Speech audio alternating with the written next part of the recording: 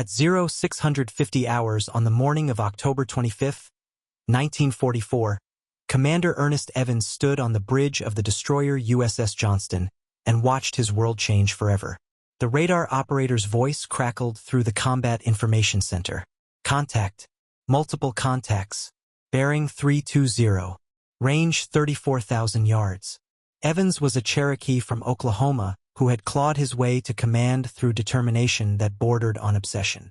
When he commissioned Johnston 1 year earlier, he had told his crew something they would never forget. This is going to be a fighting ship. I intend to go in harm's way, and anyone who doesn't want to go along had better get off right now. Now harm's way had found him. 8 minutes after that first radar contact, at 0658, the horizon erupted. The shells that fell around Johnston were not the 8-inch rounds of a cruiser or the 5-inch projectiles of a destroyer. They were 18.1-inch shells from the battleship Yamato. Each projectile weighed 3,300 pounds. A single hit could vaporize a Fletcher-class destroyer. The mathematics of the situation were brutal and simple. Johnston displaced 2,400 tons and carried 5 5-inch guns. The Japanese force bearing down on Taffy 3 included 4 battleships, 6 heavy cruisers, 2 light cruisers, and 11 destroyers. Yamato alone displaced 72,000 tons. Her main batteries could obliterate Johnston from a range where Johnston's guns could not even reach her. The 6 escort carriers behind Johnston were not warships in any meaningful sense. They were converted merchant hulls with flight decks welded on top. They carried aircraft meant for ground support and submarine hunting, not for attacking battleships. Their maximum speed was 18 knots.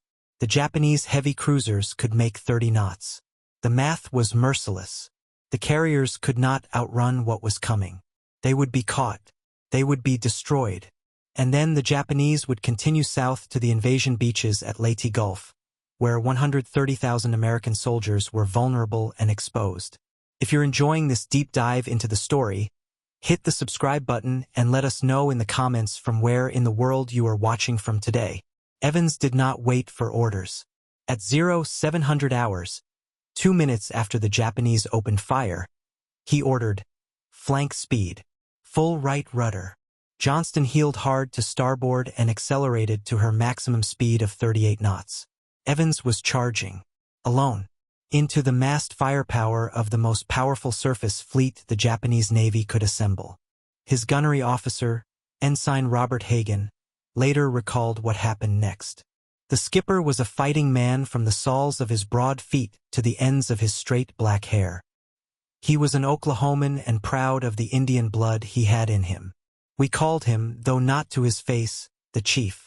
What Evans understood, what every officer on every destroyer in Taffy 3 understood in that moment, was that they had perhaps 7 to 10 minutes before the Japanese closed to effective torpedo range.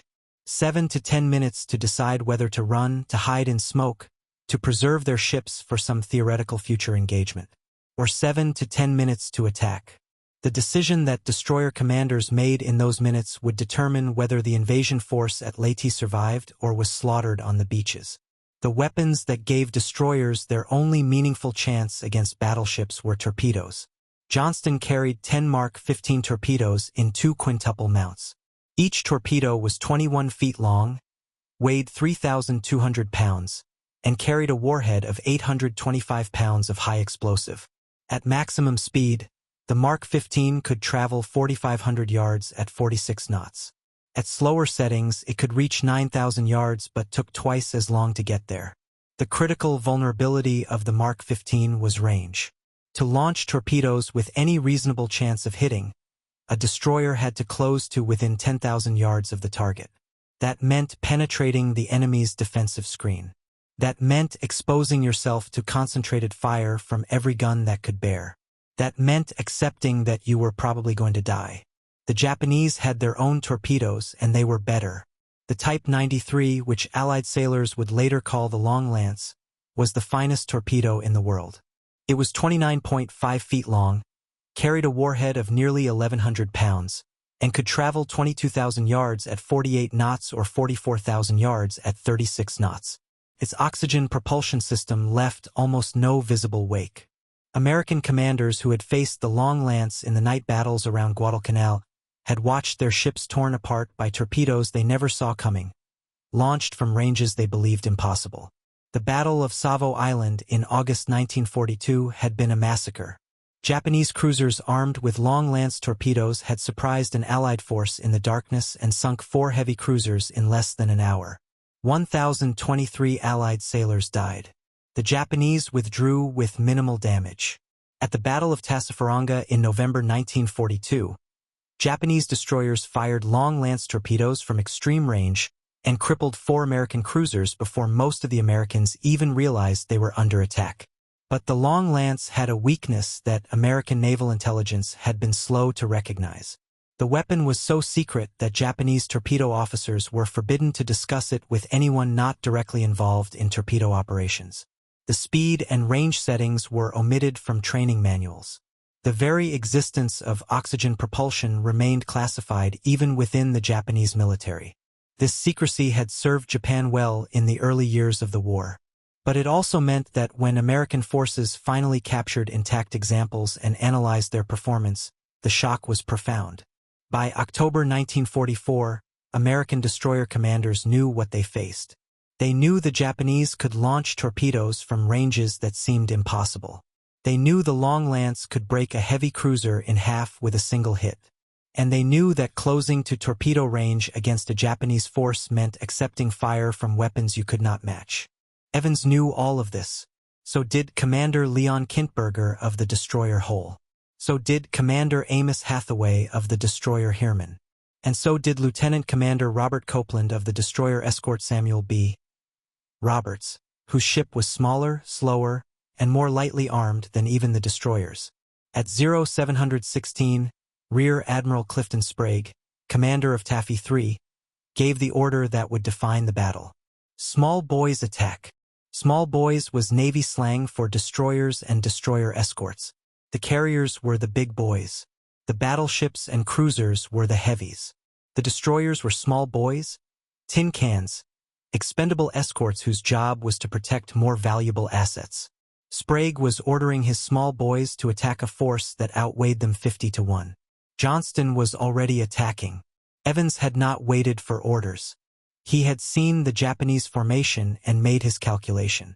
If Johnston could disrupt that formation, if she could force the Japanese heavy units to maneuver, to spread out, to waste time evading rather than pursuing, then the carriers might escape. The price of buying that time would be Johnston's destruction. Evans accepted the price. Johnston raced northwest through her own smoke screen, zigzagging through shell splashes that erupted around her like geysers. Japanese cruisers were firing at her with 8-inch guns. Japanese battleships were firing at her with 14-inch guns. Every ship in the Japanese formation that could bring guns to bear was firing at Johnston. None of them hit her. For 5 minutes, Johnston charged through a steel storm that should have obliterated her. She was closing the range at better than 30 knots. Japanese shells bracketed her, straddled her, landed so close that the dye markers used to spot fall of shot painted her hull in rainbow colors. Red dye from Yamato, yellow dye from Haruna, green dye from Congo. The destroyers watched the colors splash across their steel and kept coming. At 0721, Johnston's 5-inch guns opened fire. The range was still extreme, more than 18,000 yards. But Evans was not trying to sink anything with his 5-inch shells. He was trying to distract, to harass, to force the Japanese gunners to divide their attention. 200 rounds in 5 minutes. Johnston's guns fired so fast they glowed cherry red. The barrels streamed smoke. The deck vibrated with the continuous concussion. Shell casings piled up around the mounts faster than damage control parties could clear them. And then, at 0726, Johnston reached torpedo range. Evans had closed to 10,000 yards from the heavy cruiser Kumano. The cruiser displaced 15,000 tons and carried 10 8-inch guns. Her armor could shrug off 5-inch shells. But her armor could not stop a Mark 15 torpedo. "Fire torpedoes," Evans ordered. Johnston's forward torpedo mount trained out to starboard. The torpedo man's mate manning the firing panel counted down. 5, 4, 3, 2, 1, fire. 10 torpedoes left the tubes in rapid succession. each launching with a blast of compressed air and a jolt that shook the ship. The weapons hit the water and their engines ignited. 10 white wakes streaked toward Kumano at 46 knots. Evans did not wait to see the results. Right full rudder. Make smoke. Get us out of here. Johnston heeled hard to starboard and ducked back into her own smoke screen. The range was too close now. If they stayed, the Japanese would pound them to scrap. Evans had fired his torpedoes. Now survival depended on getting clear before the Japanese got lucky. The torpedoes ran true. Kumano's lookouts spotted the wakes and the cruiser began an emergency turn to evade. She was too late. At least one torpedo, possibly two, slammed into Kumano's starboard bow. The explosions tore a massive hole in her hull. Her bow separated from the rest of the ship, dangling by twisted metal and forcing her to drop out of the formation. Johnston's attack run had taken 7 minutes from the moment Evans ordered flank speed to the moment the torpedo struck Kumano. 7 minutes to close from 18,000 yards to 10,000 yards. 7 minutes in which every ship in the Japanese fleet that could bear on Johnston had fired at her without landing a single damaging hit. 7 minutes that bought the carriers time to run and the other destroyers time to form up for their own attacks. But Johnston's luck was about to run out. As the destroyer emerged from her smoke screen, Japanese gunners finally found the range. At 0729, 3 shells from the battleship Congo slammed into Johnston's stern. They were 14-inch armor-piercing rounds designed to penetrate battleship armor. Against a thin-skinned destroyer, they were devastating. One shell struck the after engine room and detonated. The explosion killed every man in the compartment instantly. It severed steam lines and shattered machinery. Johnston's speed dropped from 38 knots to 17 knots in seconds. A second shell struck the after-fire room. More deaths. More damage. The ship's electrical generators went offline. The Euro compass failed. Fire control went dead. A third shell, or perhaps fragments from the first 2, shredded Johnston's radio antenna. The destroyer was now deaf and mute, unable to receive orders or report her situation. And then, as if Congo's shells had not been enough, the light cruiser Yahagi joined in. 3 6-inch shells hit Johnston in rapid succession. One penetrated the bridge and exploded, killing and wounding most of the command staff. Evans took shrapnel in his hand and chest. 2 fingers on his left hand were blown off. Blood soaked his uniform. The bridge was a shattered, burning wreck. Dead and wounded men lay everywhere. Equipment sparked and smoked. The deck was slippery with blood and hydraulic fluid. Evans, bleeding and stunned, looked around at what remained of his command crew. His executive officer was down. His navigator was wounded. His communications officer was dead. "Shift command to the fantail," Evans ordered. His voice was hoarse but steady. "I'll con the ship from aft steering." On a destroyer, the bridge controlled the rudder through electrical and hydraulic systems connected to the steering gear aft. With those systems destroyed, the only way to steer Johnston was manually, by men physically turning the rudder using the emergency hand gear located at the stern. Evans climbed down from the ruined bridge and made his way aft, past fires and wreckage, past damaged control parties fighting to keep the ship afloat. He reached the fantail and found the hatch that led to the steering gear compartment below. 2 sailors were already there, working the hand gear, waiting for orders. Evans knelt beside the hatch, shouted steering commands down to the men below, and watched as Johnston, battered and burning and barely moving, turned back toward the Japanese fleet. Most commanders would have considered their attack run complete. Johnston had fired her torpedoes. She had hit Kumano. She had drawn fire away from the carriers. She was critically damaged, moving at barely half speed, with fires raging and casualties mounting. But Evans was not most commanders, and he had made a promise when he took command of Johnston. "This is going to be a fighting ship. I intend to go in harm's way." At 0750, Admiral Sprague ordered the destroyers to make a second torpedo attack. The order came over voice radio.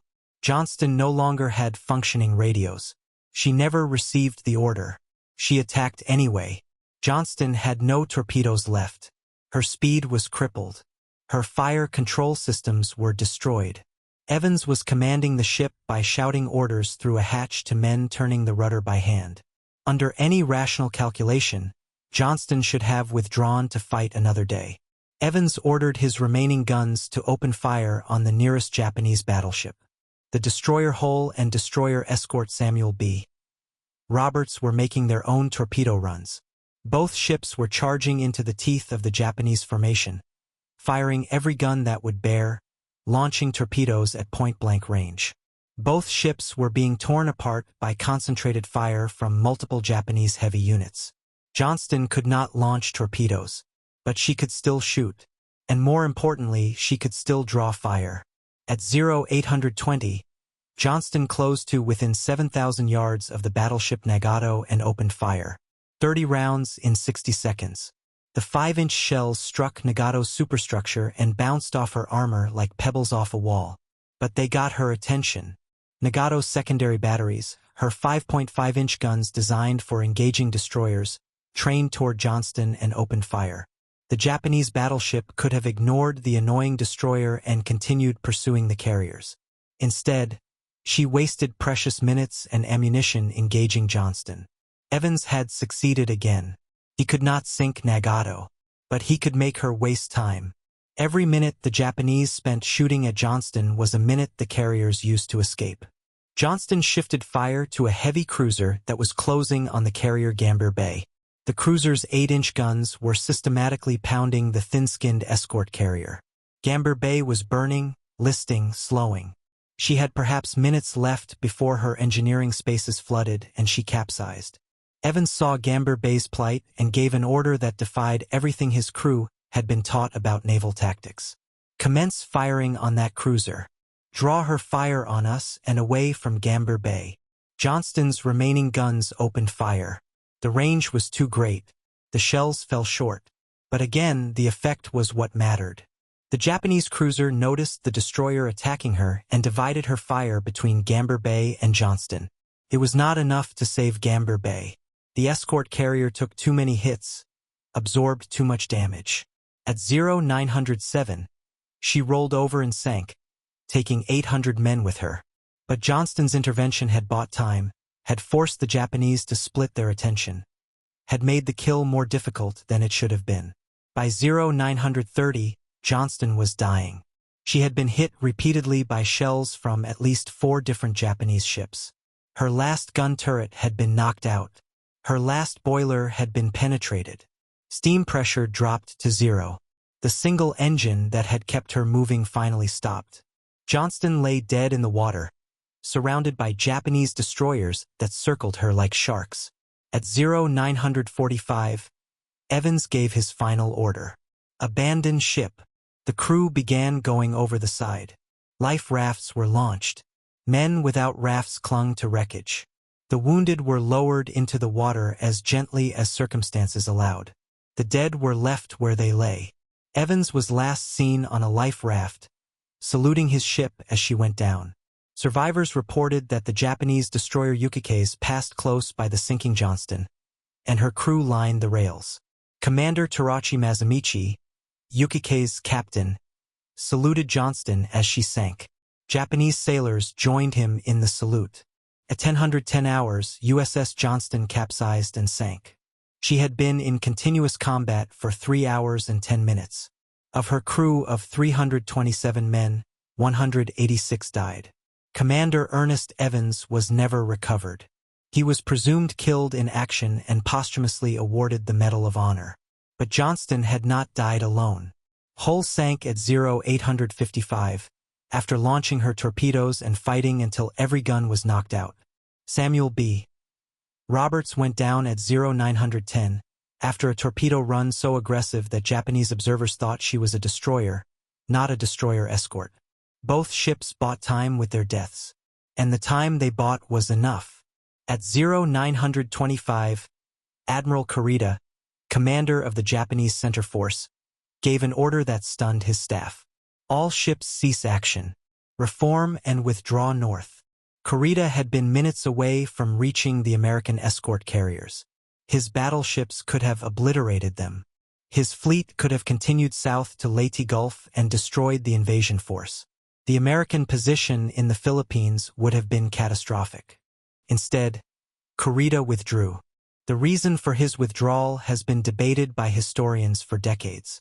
Kurita later claimed he believed he was facing fleet carriers and heavy cruisers, not escort carriers and destroyers.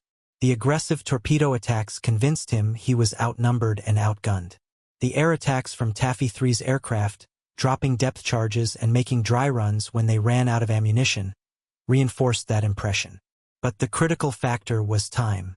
The destroyers had bought enough time for confusion to take hold. Japanese communications were chaotic. Reports conflicted. Kurita had lost track of the tactical situation.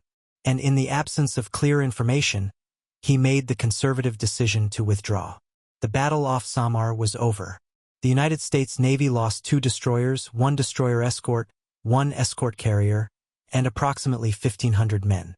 The Japanese lost 3 heavy cruisers and suffered damage to multiple other ships. By tonnage and casualties, it was a tactical draw. By strategic outcome, it was an American victory.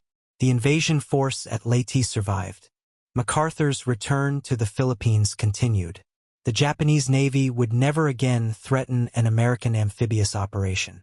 And the reason for that victory was 7 minutes. 7 minutes in which Commander Ernest Evans made the decision to attack rather than evade. 7 minutes in which Johnston closed from 18,000 yards to torpedo range. 7 minutes that bought time for other destroyers to attack, for carriers to escape, for confusion to spread through the Japanese formation. 7 minutes repeated 3 times as Johnston made attack run after attack run despite being crippled, burning, and outgunned. 7 minutes multiplied across Hull, Heermann, Samuel B. Roberts, and the destroyer escorts Dennis, Raymond, and John C. Butler. Small boys attacking battleships because retreat was not an option and survival was not expected. The Mark 15 torpedoes they fired were not the best weapons in the Pacific. They were slower and shorter ranged than Japanese long lances. They carried smaller warheads. They had been plagued by reliability problems for the first 2 years of the war. American torpedo doctrine was still recovering from the disasters of 1942. But on October 25, 1944, off the coast of Samar, American destroyer crews proved that weapons were not everything. Aggression mattered. Courage mattered. The willingness to charge into overwhelming fire because men behind you needed time to escape mattered. The title of this story suggested Japanese captains had 7 minutes before American destroyers launched torpedoes at 46 knots. The reality was more complex and more profound. American destroyer captains had 7 minutes to decide whether to attack or withdraw. 7 minutes to calculate whether dying could buy enough time for others to live. 7 minutes to commit to a course of action that would almost certainly end in their deaths. They chose to attack, and that choice changed the war. If you find this story engaging, please take a moment to subscribe and enable notifications. It helps us continue producing in-depth content like this. Evans was not the only hero of Samar. Every man who climbed into a destroyer or destroyer escort that morning knew what awaited them. They attacked anyway. Some lived. Most of the survivors spent 50 hours in the water before rescue arrived, watching their friends die from wounds, exhaustion, and shark attacks. The sharks came because the blood in the water drew them. The wreck of USS Johnston was located in October 2019 by the research vessel Petrel. She lies in 21,000 feet of water, deeper than the Titanic. She is the deepest shipwreck ever discovered. When the survey team sent down cameras, they found Johnston's hull surprisingly intact despite the depth and the damage she sustained in battle. Her guns still pointed toward where the Japanese had been. The Japanese officers who survived Samar wrote about the battle with something approaching disbelief. They had expected to fight carriers and cruisers. They encountered destroyers that attacked like battleships. They expected rational tactical decisions. They faced men who charged when they should have run. Vice Admiral Kurita's decision to withdraw remained controversial in Japan for the rest of his life. Some called it prudent. Others called it cowardice. But Kurita never wavered in his explanation. He believed he faced a superior force because the American destroyers acted as if they were superior. Their aggression was so extreme, so irrational by Japanese standards, that it could only be explained by overwhelming strength hidden over the horizon. The irony was profound. Taffy 3 had no hidden strength. The destroyers were everything there was. Their aggression was not based on confidence in reinforcement. It was based on acceptance of death. And that acceptance made them more dangerous than any amount of hidden battleships could have achieved. The torpedo runs at Samar demonstrated something that naval theorists had debated for decades. In the final analysis, naval warfare was not purely mechanical. It was not simply a matter of tonnage and gun caliber and armor thickness. It was psychological. The fleet that believed it would win, that attacked despite impossible odds, that refused to accept defeat, could overcome material inferiority. Japan had learned this lesson early in the war. At Pearl Harbor, at Singapore, at the Java Sea, Japanese forces had won through aggression and psychological shock. They attacked when and where their enemies expected defense. They moved faster than seemed possible. They hit harder than calculations suggested they should. At Samar, the United States Navy returned the lesson. 7 minutes to close to torpedo range. 7 minutes to fire and evade. 7 minutes multiplied across hours of continuous combat. Those minutes added up to salvation for 130,000 soldiers on the beaches at Leyte. They added up to the survival of Taffy 3's carriers and the continuation of MacArthur's campaign. They added up to the end of Japanese offensive capability in the Pacific. And they started with a Cherokee from Oklahoma who stood on his bridge, watched the Japanese fleet approaching, and gave the only order his conscience would allow. Tech. Thank you for watching. For more detailed historical breakdowns, check out the other videos on your screen now and don't forget to subscribe.